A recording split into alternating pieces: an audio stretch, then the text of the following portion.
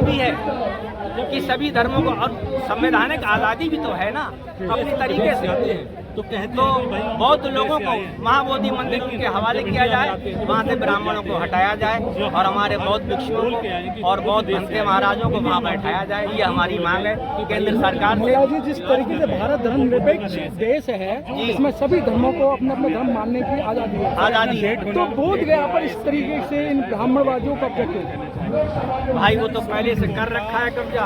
ये एक बेईमानी है, ये एक बेईमानी है, ये धर्म के खिलाफ एक नाइंसाफी है, जो नाइंसाफी हम लोग नहीं मान सकते इस बात को। एक्ट 1949 पहले का था, बाबा साहब ने 26 जनवरी 1950 में संविधान लागू किया और बाबा साहब ने कह दिया था कि जो पुराने कानून है सब खत्म है। तो इतनी लेट आंख क्यों खुली आप लोगों की? वर्तमान सरकारें इन बातों को नहीं मानती और कानून पे संविधान के आधार पर नहीं चलना चाहती। ये बेईमानी है, बौद्धों के साथ बेईमानी है जो हमको कबूल नहीं।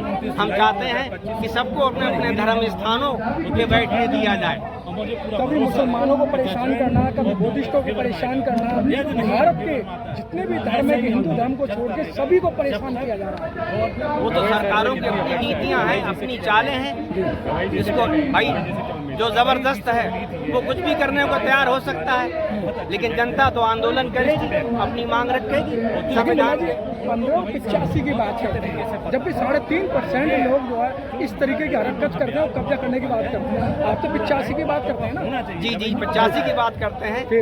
85 में भी अधिकतर लोग वो हैं जो बौद्ध धर्म से ही रिलेटेड हैं और सदियों से बौद्धों को दबा कर रखा गया है कि आप बौद्ध नहीं हो, आप बौद्ध नहीं हो, आप हिंदू हो।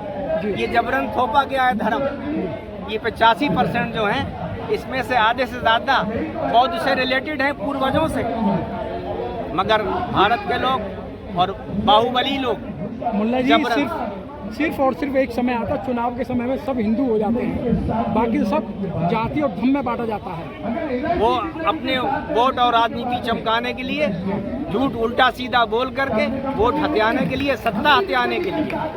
खान साहब एक चीज बताइए जी, जो मुस्लिम समाज है हाँ वो अपने मस्जिदों में बच्चों को पढ़ाते हैं जी, और क्रिश्चियन है वो अपने विद्यालय में पढ़ाते हैं जी, गुरुद्वारे हैं वो अपने विद्यालय में पढ़ाते हैं जी। लेकिन बौद्धों के पास विद्यालय नहीं है, तो वो कैसे बौद्ध धर्म को आगे ला पाएंगे? इसके लिए वो संस्थाएं बनाएंगे, बौद्ध धर्म का प्रचार करेंगे, प्रसार करेंगे और अपने आने वाली नस्लों को, वर्तमान लोगों को बताएंगे कि हमारे पूर्वज क्या थे, हमारी हकीकत क्या है, हम किस धर्म से हैं। वो तो जबरन बौद्ध धर्म के लोगों को सदियों से ये कहकर रखा गया है कि तुम हिंदू हो, तुम बौद्ध नहीं हो। देखिए वो पढ़ेगा मनुवादी विचारधारा के विद्यालय में और वो बौद्ध को कैसे आगे ला पाएगा? तो बौद्ध संस्थाओं को चाहिए कि अपने धर्म के प्रचार को आगे बढ़ाएं और बौद्ध मदरसे भी खोलें।